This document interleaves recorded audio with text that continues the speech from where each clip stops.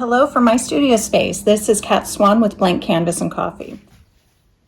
Just a quick switch over to the art pad. I work in Procreate and I'm very impatient with digital art tools that require a mouse. One thing that I really like about any application on a smart pad is that you can team it up with a stylus.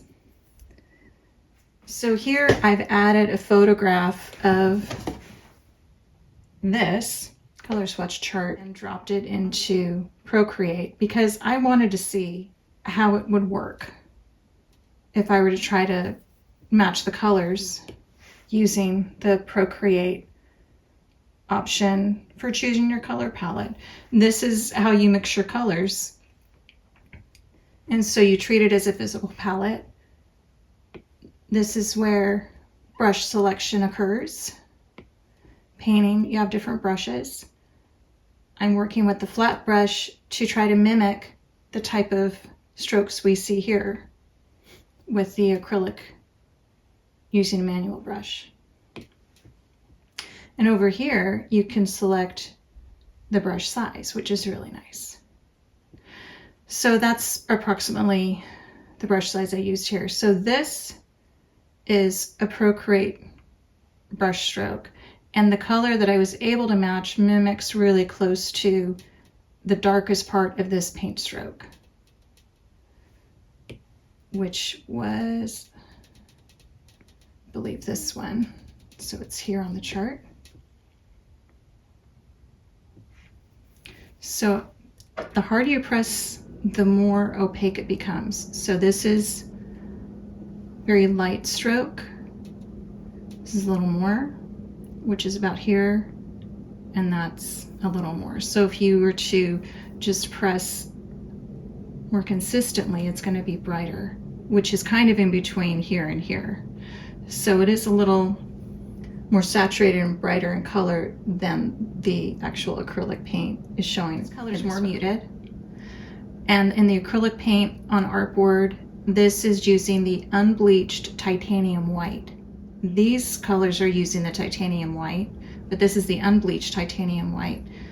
And I believe that had a blue color in it. So where did I find that? That I mimicked from this warm area here. So you can see there's a lot of warmth in it.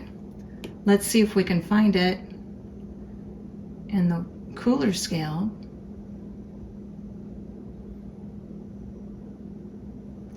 See what that does. See, it's more of a sky blue. If we drag it down, you can see in the half circle on the right is showing you what the new color will look like compared to the previous color that you chose. So we were closer to about here for the original color. And I'm going to go about there and see if that gets us a little closer. It's cooler.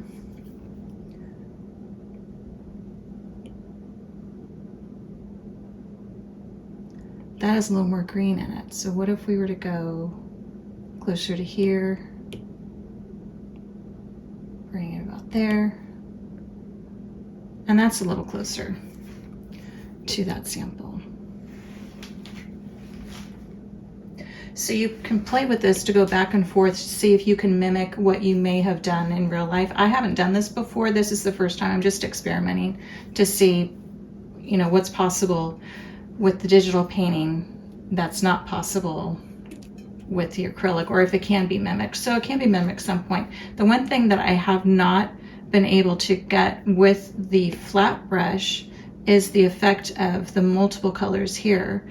There's other brushes that can give you a similar effect. Say the old brush, I think that has more, can give you that, but it's not the color variations that you're necessarily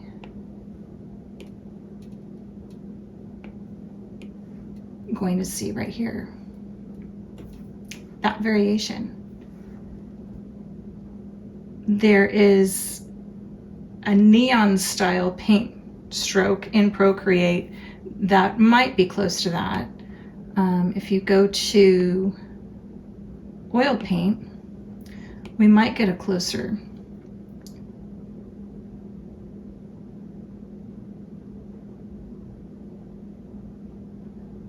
See how some of those streaks in there, but you really have to work at it.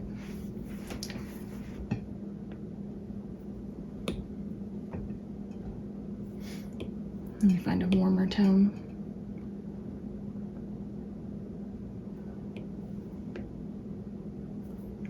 It's really not the same. So I'll keep experimenting. I just wanted to show you really quickly how digital painting can be similar to painting with raw materials.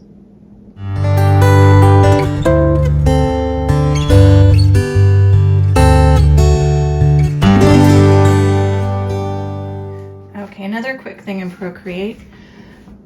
Let's go and find the cooler kind of line here. And we're going to,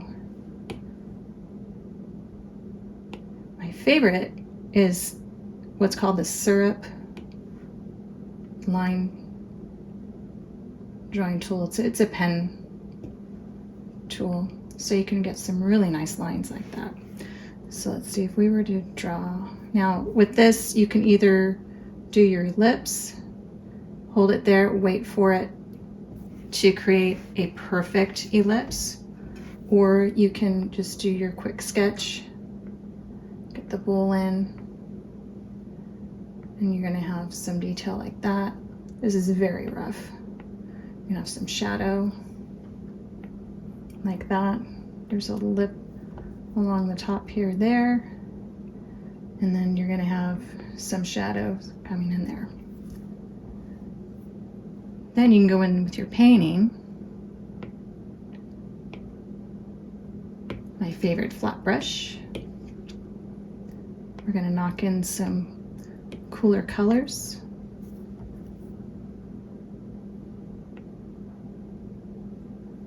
And this is just a really rough idea. So if you use it very lightly, you see how it fades out. Use a smaller brush. Not so small.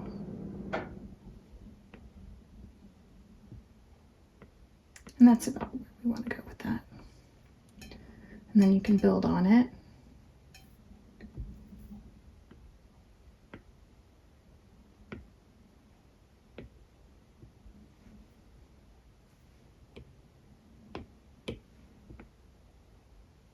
And get a little bit of background in there.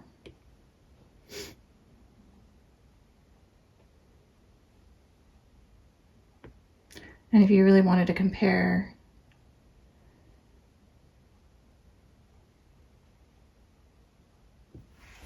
and do a similar study with half and half, we could use a tone about there. That's kind of similar to the Masonite. It's a darker tone. Let's see if we can get it a little more. So that's kind of close. That's a neutral. We could just do this. And again, this is very rough, but that might give you an idea against the white and the toned background of what you could do.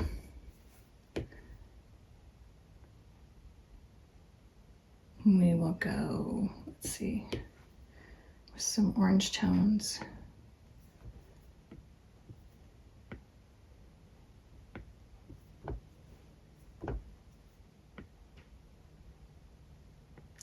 Just lay in some washes to give you an idea of temperature.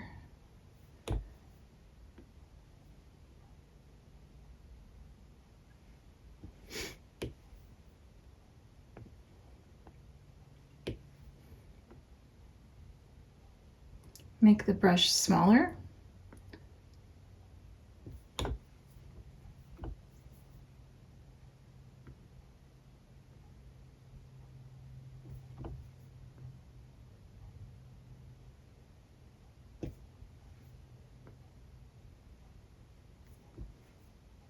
but not so small.